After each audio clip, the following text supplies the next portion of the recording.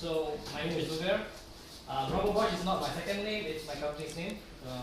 Most people know it as Bosch. Oh. So my background is software engineering, however I have quite a deep interest in hardware as well. So for today I would like to talk about marrying the two things I love, hardware and software. Yeah? Yesterday there was a talk saying that hardware is the new software. Okay, so just an audience poll. How many of you programmer have? Oh, Okay. Program Go? Okay. Yeah. Some of you are electronics, not so much. Voltage, hardware, pins. Oh, all these hard guys. Okay. Then I have to learn all the. Okay, so why did I come up with this product? This thing called ThinkFu. So it's called ThinkFu. The first thing was I wanted to learn Go. Previously, it was developed in Node.js. The entire thing was written in Node.js. Then I discovered Go, and I thought, screw Node.js, let's go with Go instead. So, am I covering? No. So the main thing is learning itself. I also was learning Swift. I know Objective C. I'm the project lead for some mobile development on my workplace, but I wanted to learn Swift. So I thought, how do I bring something with learning Go, learning Swift, and hardware as well? So this was kind of a nice project, I can't learn by examples, so I learned by entire product development, So that's one of the reasons. Second thing, this ThinkFu is a home automation product. In this case, there's a lot of solutions out there, yeah. But this is a chance for me to roll out my own customized, really something which is new, yeah. Third thing, a lot of the products out there are cloud-based. They're not autonomous. I find it really annoying. Everything goes to the cloud and comes back down. But for this thing, the main focus here is autonomous mode. I want it to work offline, and cloud is secondary. Yeah? And of course, try to have fun. Yeah. So bear with me, there's going to be a lot of diagrams. I'm raised professionally to communicate using diagrams, so there's going to be a lot of diagrams. So here, the ThinkFu local hub is just, it could be just hardware. It could be Raspberry Pi, it could be a BeagleBone, which is my favorite device here, or it could be your Mac machine. And the idea here is that any devices which is around your house communicates with the local hub. And then this local hub also can communicate with internet services like, I don't know, it could be a weather service, it could be anything. Yeah? And of course, the person itself using wearables, for example, can communicate with the ThinkFu local hub. The architecture itself, it's quite a simple stack. I use Angular, Bootstrap for the UI. There's Go templates and Gorilla parts only. I use Mongo for the data layer, and there's this library called Tango Serial, which is really hitting its limits now. I might have to rewrite it, but it works just okay for now. And that's about it I'm using. And that speaks a lot about Go, in the sense that you do not need a lot of libraries. I was thinking, I remember NPM here, NPM there, NPM everywhere. But over here, a lot of things is provided to you, so you don't really have to look for something else, or much of anything else. So here, there's two terms here, actuate and sense. Actuate is to act.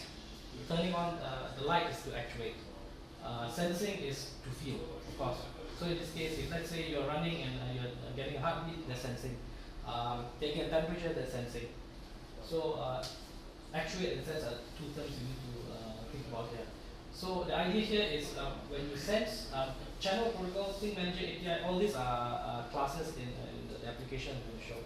So the idea here is when you sense, it will come to a channel. Channel can be things like a serial channel, HTTP channel. And the channel is decoupled from your protocol handler. So the channel is not a Go channel. It's not a Go channel. Oh, sorry, yes, it's not a Go channel. It's not a Go channel. No, it's not a Go channel. No, not a Go channel.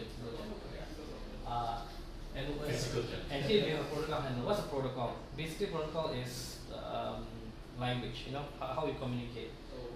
There might be some you might have heard, Zigbee, Z-Wave. HTTP is a protocol, in fact, but we're not talking about HTTP. So basically, these protocols which devices speak to each other. So the channel is decoupled from the protocol handler, and then it communicates with something called a Think Manager. And the thing manager here is then has reference to the thing. So here, for example, if let's say I am reading something from the ZigBee, it goes to the, it comes to serial. I can hand it over to a protocol handler, which is a ZigBee protocol handler, and then this protocol handler knows how to interpret the data coming in into something like a device ID or something. And then the thing manager will then get the thing, and maybe if let's say there is, if let's say this thing is triggered, it needs to trigger a rule, it will call a rule. Yeah. Actuation is the other way. So in this case, I have a web UI, I'm saying turn on light, turn off light. So I will call the API, and the API will then say, call the thing manager and say, there's a request to turn off this light, this ID. And the thing manager again will try to find out which thing is trying to refer to, call the same protocol handler, and then call the channel and actuate. What I'm trying to say here is this thing could be anything. It could be a light, it could be a device, it could be a dustbin or whatever. But the thing does not need to know how the protocol works. So in this case, it just says turn me on. Turn on, and the protocol handler will figure out how to massage this and send it to the channel. So what I'm trying to say is everything is decoupled. Yeah. Oopsie.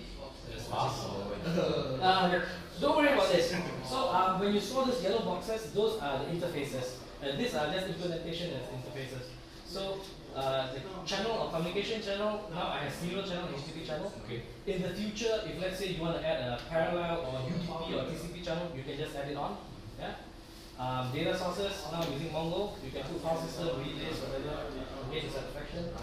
Protocol handler, so far I'm supporting the first two, code match and WT450. I would like to add Notion, ZP, Z-Wave, and different things like that. And thing objectives are basically the thing. And let me just speak a bit about the thing. A thing could be anything. It could be a person, it could be a light, it could be a mail service. Your email can be a thing as well in the context of thing too. So in this case, the thing adapter is how you work with the thing you are intending. The one in red are all the auxiliary classes, rule manager, service, schedule manager, server, channel, service. And the bottom part is all the objects which you work with. The metadata, condition and consequences are rules, rule conditions and consequences. What's your smart TV interface? I'll show it later. I can't show it now because obviously the thing is not here, but I'll show a screenshot of this. I'll skip this. This is how to define a thing. Yeah? And this is how to define a rule. Let's skip this. I don't know much time. Okay, this is the REST API. I'll skip that as well. So here, let me just diverge a bit and talk about Go itself. Well, how it benefited and what I did. The nice thing about the thing about Go is it's nice to have everything as interfaces, and that's what I did. Every single thing is an interface first, and then the implementation is second. So the implementation only sees interfaces, but interfaces will never see implementation. I hope I didn't get anyone confused. So, and why this is useful is because it allows me to easily write mocks and tests against implementation, decoupling it from the interfaces. And I'm a really interface-oriented guy. My background is in Java and Scala, so everything is interfaces to me. Yeah? Okay, so this is the main thing. I mentioned that this serial library called Tom, and it's very simple to use. So basically, I'm opening a serial port. I'm just waiting for data, 256 bytes maximum, trying to get end of line, and then call the and for this serial port, I'll find out what are the protocols, the protocol handlers, and then just delegate to it. Yeah? The other thing I learned about Go, which actually this is the main thing I love about Go, cross compiling. It's really awesome. You know, and I work a lot with things like BeagleBones and Raspberry Pis. I have two BeagleBones running at home. One is on the continuous integration, the other one is running my house, and it's quite easy. I have a third device where it compiles just SSH or SCP copy and just done. It's really, really nice. Yeah? This is the syntax for it, but you can go to this link. This Dave Chenika is pretty popular, and you can say pretty much more than I do. Extensions. This is a gripe I have with Go, and this is a very big gripe. When I was developing in Node.js, right, it's easy to load node code dynamically. So in this case, you have a JS file, just load it in. It's part of the JSVM. Everything is accessible. Go, you can't do that. It's statically compiled. So right now, what's happening? The thing handler classes and extensions like the protocol handlers, I have to code it and compile it with a binary. But I can externalize things like HTML, images, and resources. Previously, and this is ideal, is if I can externalize everything. I really hope they support this in the future. You know, I think on Linux you have SO files. Yeah? Shared libraries. Yeah, shared libraries. That's really important, especially when you are against implementations like OSGI, where you can dynamically take out and put stuff in. You know, hopefully, someone from Go is listening, but I think it's against your philosophy. I really hope so. I really hope so. This is quite important, especially when you're talking about plugins. You mentioned something like I remember blueprint, right? You're coming out some blueprint kind of architecture, feature of Vigo, remember? Yeah, but okay. And the last thing is refactor. I've refactored maybe 15 to 20 times. You know, always refactor, and Go makes it extremely easy to refactor. Unlike Java, where interfaces are named and typed, you change one thing, you break everything. In Go, it's implicit. Interfaces are implicit. It's so easy. You know, you can refactor as you like and leave things aside and then work with it. So there's no reason not to keep refactoring. Looking at the design. Okay, come to design. Come to the demo itself. So this Thinkful itself, you can the ideal way is to load into an MCU. You can use a Raspberry Pi, you can use a BeagleBone, but for the purpose of demo, I'm going to run it from the Mac itself. Yeah. So I have the hub itself. It's going to run from OS X. I will have an MCU here, which is the Arduino, and it has a transceiver here, transmitter receiver chips. It's a very simple design here, really simple. It transmits and receives only, and whatever it transmits and receives goes to the Thinkful hub itself. Yeah. And hi, Julian. And I have a couple of sensors as well here. And these sensors are RF433 devices. You guys can take it and play with it. It's fine, you can see the effect later. I have a wireless button. And I have another Arduino here to demonstrate actuation. Again, there's two things, sensing and actuation. So the contact sensor and the wireless button are sensors, and the receiver is actuable. Means it's an actuation I can make it turn on.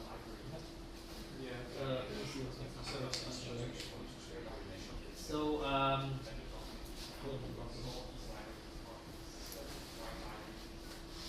so when you compile Thinkful, this is what you're going to get. You're going to get a binary.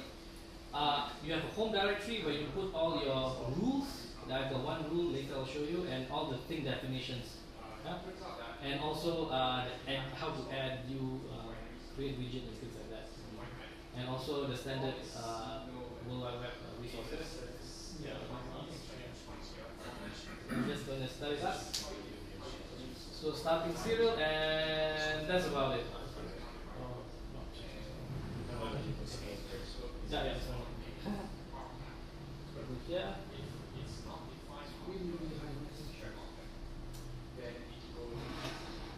Cool. Okay. So this is how it looks like, pretty much. Yeah, this is the dashboard for Thinkful itself. The theme, I got it from this theme called Admin LTE, which is Bootstrap. Kind of free, open source, nice. You know, but if any of your designers you want to improve it, please do so. Yeah. So this is the dashboard, and you are looking at devices which I have had with the desktop itself. So let me just. This is a 42 megahertz RF device. Yeah, you can see at the back it's saying something. So let me just delete this. I know there's a bug. I have to restart it every time. The nice thing is really fast. What's interesting is you can see the memory utilization. It's awesome. It's just 5 megs, 6 megs. It's ridiculous. Yeah. So let me add a thing. This RF433 devices are very simple. They are based on just sending a code and yours is reading the code. There's no encryption, nothing like that. And it's quite simple to show. So if I press a button, right, you can see unknown thing. Means it doesn't know what this code actually means. Yeah. So what I'm going to do, I'm just going to register this thing as a button. So I'm just going to copy the code here. And I'm just going to say add a single button. In this case, the protocol is code matching because I'm matching code. So I'm going to say action add, call it red button. Big mess with button.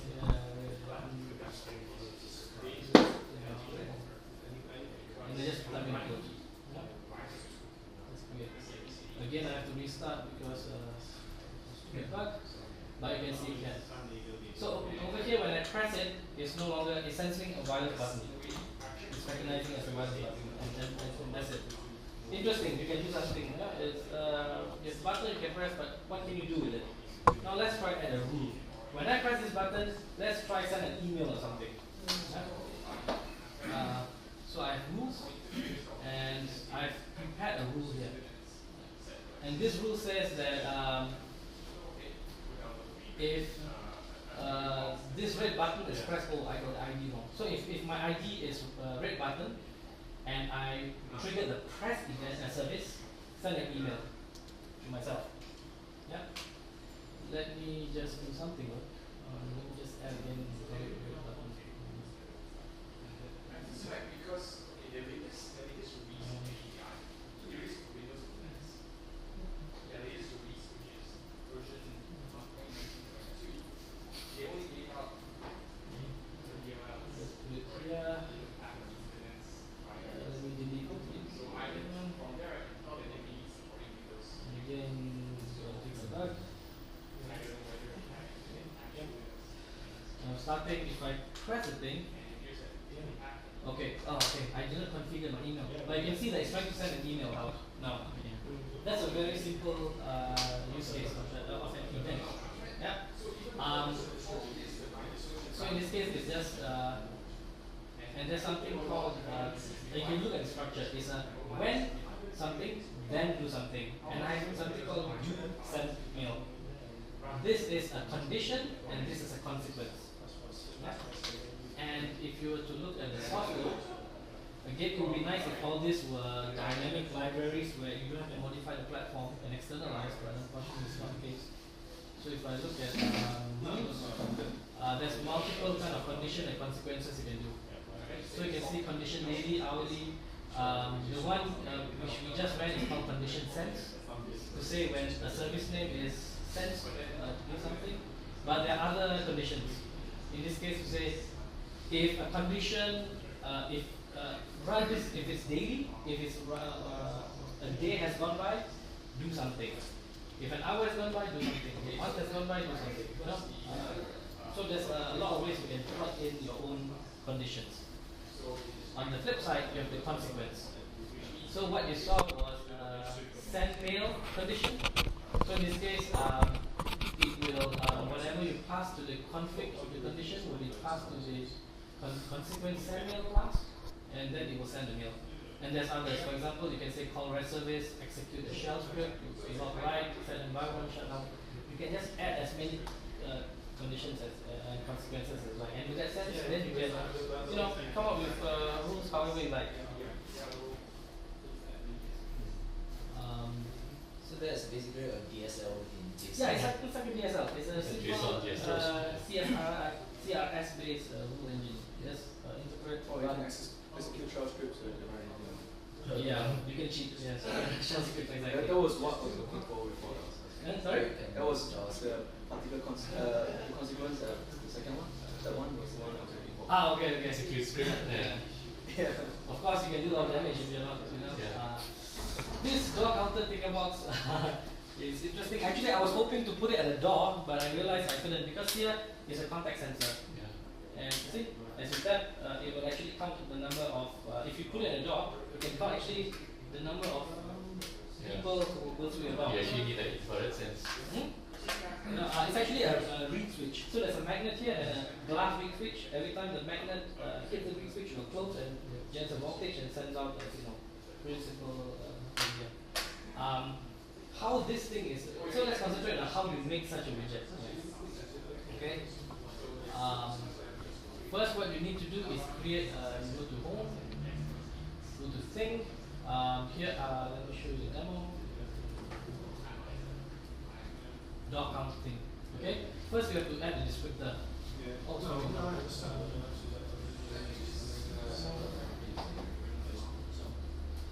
Oh, sorry. No. So your widgets also JSON defined. Sorry. Your widgets also JSON. HTML.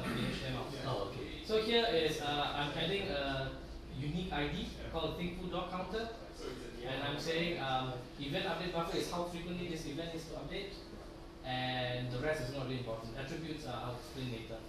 And then what you see here is basically just create a widget HTML and it should show up here. Oh no, not this one. So here it's simple. I have use AngularJS. Just call the REST service thing manager get count, and it will refresh on its own. There's a lot of APIs you can use to do this. Yeah. The view HTML is basically the view when you click add. This is the view which will be presented. So you can customize your view in this case. So if I say I add a TV, for example, LG Smart TV, so you can customize like parent key with the host and stuff like that. The view HTML is basically this one, this icon here. Right? So right now, this thing has been silently collecting temperature. So it is a temperature sensor. I'm not sure whether it's the inside. I think it's the outside temperature. So, it's 31 because there's something here. So when I click this eye icon here, this is the view HTML. So whatever you put in view, you can actually use it to represent the UI of your widget itself. So humidity is quite constant. But temperature, I have no idea why it goes up and It's down. 32 and 30 is within 1 degree or something. Yeah, exactly. This is something you need to work with. If someone can help me out, then it's awesome. I just put the JavaScript, just put it up and yeah. So so in this case, there's a bit of difference between this and this. Even though this is using the RFF433 megahertz, it's speaking a specific protocol called W3450. So it's sending a 32-bit string which has house ID, channel ID, temperature, humidity, and as well as some preamble code. So that's where Protocol decoder. yes, exactly. So if I were to go to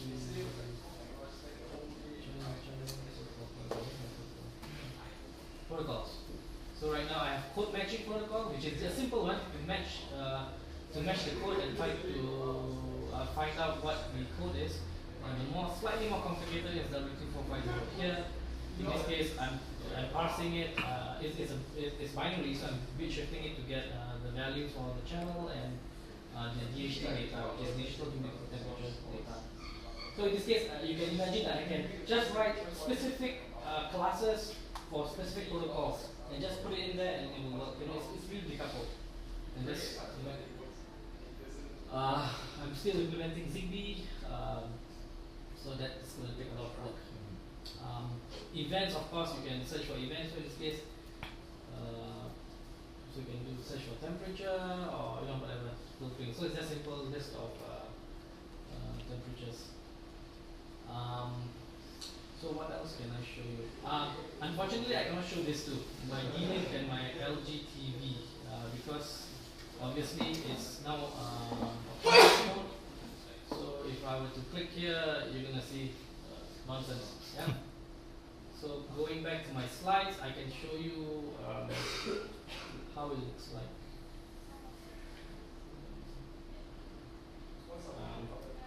So here's me and my wife and my kid. So this is integrating an IP camera.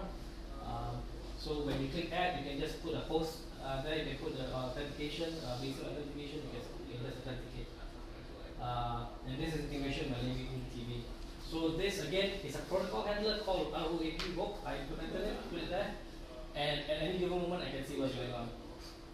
Bonus points, I can annoy my son by just turning on and off it. So So imagine, you can imagine this. If time is 10 o'clock as a cron, call this service operation Turn off the TV. Very simple. Yeah. You can prevent that. You know, I probably should because it's really staying up late these days. It's not really good. Yeah. Okay, so that's pretty much it. But some more slides. So the sun must be smart. Disconnect the network cable and turn it on again. Actually, no. There's a Wi-Fi dongle. He sometimes plug it out. Not by purpose, but yeah. So what comes next? The project has a lot of things. I purposely put this project because there's a lot of ways of contributing, a lot of things I can learn.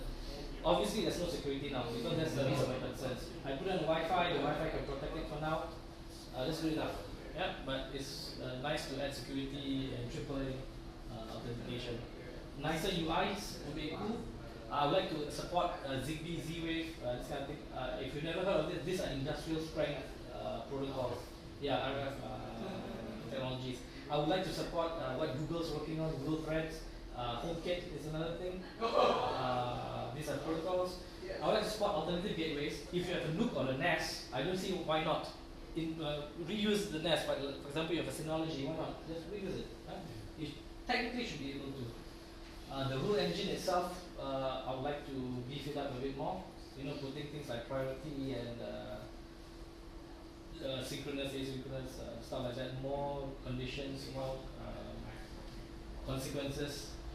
Mobile interface, so you know, Android, iOS, whatever. Hardware design. So this is another thing which is close to my heart. Hardware. I'm quite avid hardware guy, so I like to design my own PCB boards as well. But I put it on hold for a while. But this has rekindled quite a bit of it. So another thing I'm thinking of is why not create custom boards where you can put on a Pi, for example, a Pi extension board or a Raspberry or a BeagleBoot cake, and open source these the Gerber files, or you know, you can open source these things as well. Why not? Open hardware. Open hardware, exactly. Also, MCU for OSs. If you're looking at this Arduino, I like alternative ones like Launchpad because they are super duper low powered. And there is an OS called Contiki, Ryan, which can really fit into these MCUs. Imagine an entire OS which is 2 kilobytes, 2 kilobyte operating systems like Contiki. And the interesting thing about things like Contiki, you can make your Arduinos or your Launchpads IPv6 capable. You know, there are stacks which is IPv6. You can flash it in. You can use your BeagleBone as a border router, and suddenly instead of just RF, you're talking to them in sockets. You know, it's quite interesting. And finally, cloud. Yeah? What I mean by cloud is this. So what we're seeing is the new thing is what we have now. But I was thinking maybe we can then put a cloud hub. So you can imagine in my mother-in-law's house, she has a local hub. In my house, a local hub. She has a camera as a camera. She can run share to me so that I can view her devices. You know. Turn off the TV. Yes. He still abuses the TV at my in-laws house. That sounds far more like fix my computer, doesn't it? Maybe, yes. How to fix my computer? No, I think that will never work anyway. Mother-in-law's computers doesn't work. Please don't show it to mother-in-law. It's on record. So, and okay, this is the last slide. I'm not trying to reinvent any standards. This I love this this thing. A lot of people keep coming up with standards, including my company. It's like there's 14 competing standards. 14? Yeah.